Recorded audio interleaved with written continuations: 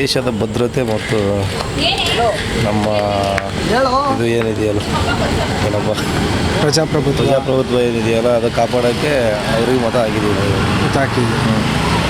ಯಾವ ಕೆಲಸನೂ ಮಾಡಲ್ಲ ಬಿಡಿ, ನಾವು ಹೇಳ್ತೀವಿ ಅಷ್ಟೇ ಸರ್. ನಮ್ಮೂರಿಗೆ ಸ್ಕೂಲ್ ಆಗಬೇಕು, ನೀರಿನ ಸೌಲಭ್ಯ ಆಗಬೇಕು, ಇದೆಲ್ಲ ಮುಖ್ಯವಾಗಿ ಆಗ್ಬೇಕು ಸರ್. ನಮಗೆ ನೀವು ಓಟ್ ಹಾಕಿರೋ ಕಾರಣ ಅಭ್ಯರ್ಥಿ ಗೆದ್ದರೆ ಎಲ್ಲ ಕೆಲಸಗಳು ಮಾಡಿಕೊಡ್ಬೇಕು. ನಿರೀಕ್ಷೆ ವಿದ್ಯಾವಂತರಿಗೆ ಭಾಳ ಅನುಕೂಲ ಮಾಡಿ, ಸ್ಕೂಲ್ಗೆ ಹೋಗೋ ಮಕ್ಕಳಿಗೆ ಅನುಕೂಲ ಮಾಡಿ.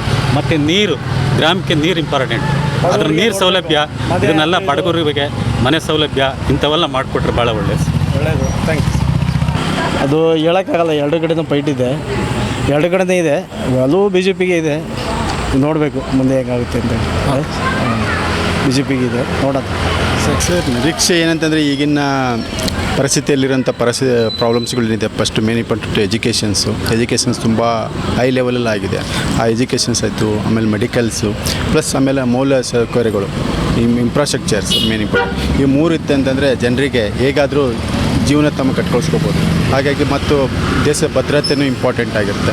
ಸೊ ಆ ಮೂರು ಗುಣಗಳಲ್ಲಿ ಇದರಿಂದ ನಾವು ಅಪೇಕ್ಷೆ ಮಾಡ್ತೀವಿ. ಮತದಾನ ಮಾಡಿದ ಎಲ್ಲ ಸೌಕರ್ಯಗಳು ನಿಮಗೆ ದೊರಕುತ್ತೆ ಅಂತ ವಿಶ್ವಾಸ ಇದೆ ಸರ್, ವಿಶ್ವಾಸ ಇದೆ. ಸೊ ಅದ್ರ ಮುಗಿಟ್ಟದಲ್ಲಿ ಒಳ್ಳೆಯ ಅಭ್ಯರ್ಥಿಗೆ ನಾವು ಓಟ್ ಹಾಕಿದ್ದೇವೆ. ಸೊ ಎಲ್ಲರೂ ಬಂದು ಮತದಾನ ಮಾಡಬೇಕು, ಪ್ರತಿಯೊಬ್ಬರದು ಹಕ್ಕಿದು.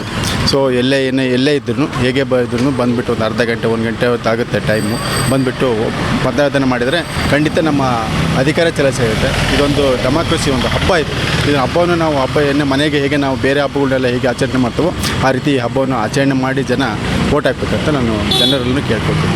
ಒಳ್ಳೇದಾಗಲಿ ಎಲ್ಲರಿಗೂ ಅಂತ ನಿರೀಕ್ಷೆ ಮಾಡ್ತೀವಿ. ಇವಾಗೇನು ಕೆಟ್ಟದಾಗ್ತಾ ಬಂದಿದೆಯೋ ಸರಿ ಹೋಗಿ ಒಳ್ಳೇದಾಗಲಿ ಅಂತ. ನೀವು ವೋಟ್ ಮಾಡಿರ್ತಕ್ಕಂಥ ಅಭ್ಯರ್ಥಿ ನಿಮ್ಗೆ ಅಂದ್ಕೊಂಡಿರೋ ಕೆಲಸ ಎಲ್ಲ ಮಾಡಬೇಕು ಅಂತ ನಿರೀಕ್ಷೆ ಮಾಡ್ತೀರಾ? ಅಭ್ಯರ್ಥಿಗಿನೂ ಅದು ಯಾವಾಗ ವೋಟ್ ಮಾಡಿರ್ತೀವೋ ಅವ್ರು ಒಳ್ಳೇದು ಮಾಡ್ತಾರೆ ಅಂತ ನಾವು ಅಂದ್ಕೊಂಡಿದ್ದೀವಿ. ನಮಗೆ ನಮ್ಮ ಮನೆಗೆ ಒಂದು ಪತ್ರ ಕೊಡಬೇಕು.